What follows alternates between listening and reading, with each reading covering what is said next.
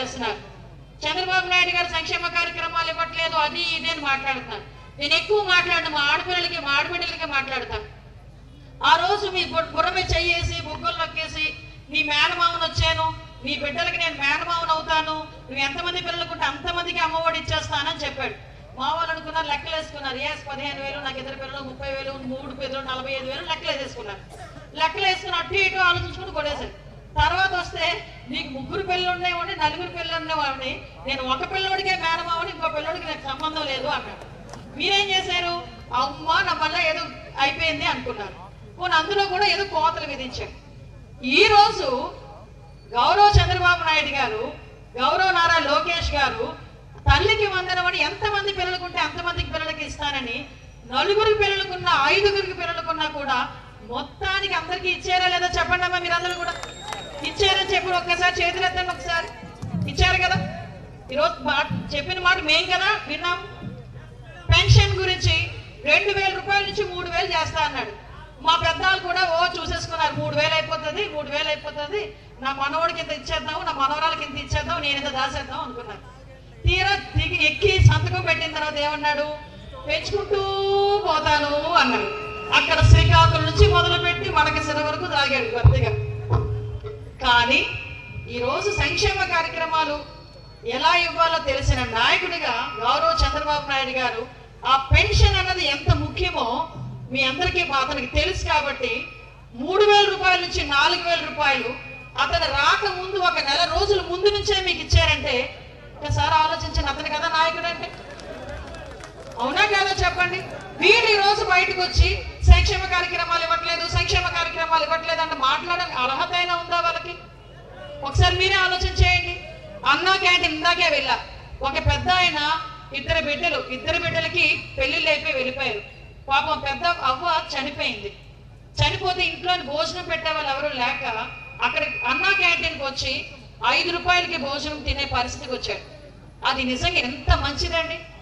అటువంటి అన్నా క్యాంటీన్ కూడా అన్న పదవి ఉన్నందుకు ఆ అన్నా క్యాంటీన్ మొత్తాన్ని మూసేసి 5 సంవత్సరాలు ఎందుకు పనికి రాకుండా చేశాడు. ఈ రోజు నేను అక్కడ అడిగాను, అన్నా క్యాంటీన్ ఎంతమంది అయ్యా తింటున్నారంటే 1,200 మంది రోజు భోజనం చేస్తున్నారనండి. అక్కడ అన్నా క్యాంటీన్ యాజమాన్యం చెప్పారంటే ఒక పేదవాడికి కడుపు నిండా అన్నం పెడితేనే కదా తృప్తి ఒక నాయకుడికి. ఇది నాయకత్వం అంటే. ఈ రోజు బయటకు వచ్చి అంటే ఆస్కార్ అవార్డు లెవెల్లో కొంతమంది ఏడుస్తున్నారు. ఇలాంటి ఏడుపులు చాలా మంది ఎవరైనా బయట చంద్రబాబు నాయుడు గారు ఒకే సందర్భంలో కన్నీళ్లు పెట్టుకుంటే విమర్శలు చేసిన వాళ్ళు ఎక్కిలిగా మాట్లాడే వాళ్ళు ఏదో అంటారు కదా, కర్మ సిద్ధాంతం అనేది ఎవరికైనా పనిచేస్తుంది. ఆ రోజు మన నోటి నుంచి వచ్చిన మాట ఎక్కడికి పోదు, తిరిగి మన దగ్గరికే వచ్చింది అంటారు కదా, అదే జరుగుతుంది ఈరోజు మేము ఇక్కడ మాట ఈరోజు మేము చెప్తున్నాం. చాలా మందికి ఏంటంటే ముఖ్యంగా చంద్రబాబు నాయుడు గారికి ఒక విజన్ ఉంది. ఆ విజన్ ప్రకారం ముందుకెళ్ళాలి. వాళ్ళకి మళ్ళీ మనం కూడా వచ్చిన దగ్గర నుంచి ఆ ల్యాండ్ అరెస్ట్ చేయండి, ఈయన అరెస్ట్ చేయండి, అలా చేసేద్దాం ఇలా చేసేద్దాం అంటే అభివృద్ధి గురించి ఎవరు మాట్లాడతారు? ఒక జనరేషన్ పోయింది. మీకు తెలుసా, గాంజా అన్న ఒక పదం వల్ల ఒక జనరేషన్ పోయింది. ఆ గాంజా వల్ల బ్యాగుల్లోకి గాంజా ప్యాకెట్లు వెళ్ళిపోయినాయి. 4వ తరగతి చదివేవాడు 5వ తరగతి చదివే పిల్లోడు కూడా గాంజాల్ని తీసుకునే పరిస్థితికి వచ్చిన తర్వాత మేము అధికారంలోకి వచ్చిన తర్వాత ఈగల్ని ఏర్పాటు చేసి ఈరోజు పోలీస్ డిపార్ట్మెంట్ ని నేను మెచ్చుకోవాలి. పోలీస్ డిపార్ట్మెంట్ ఎంత ఎఫెక్టివ్ గా వర్క్ చేస్తుందంటే ఈరోజు వాళ్ళకి ఇచ్చిన అధికారాలతోని ఈగల్ ఏర్పాటు చేసిన తర్వాత ఎక్కడ కూడా కల్టివేషన్ ని ఏదైతే పండిస్తున్నారో గాంజాయి పంటని పూర్తిగా నిర్మూలించగలిగాం.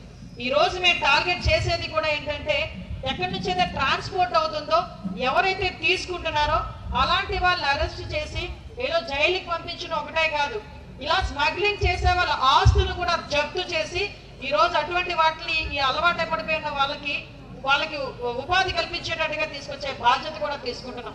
కాబట్టి మీరందరూ కూడా సహకరించాలి. సైబర్ నేరాల మీద ఉక్కుపాదం మోపుతున్నాం.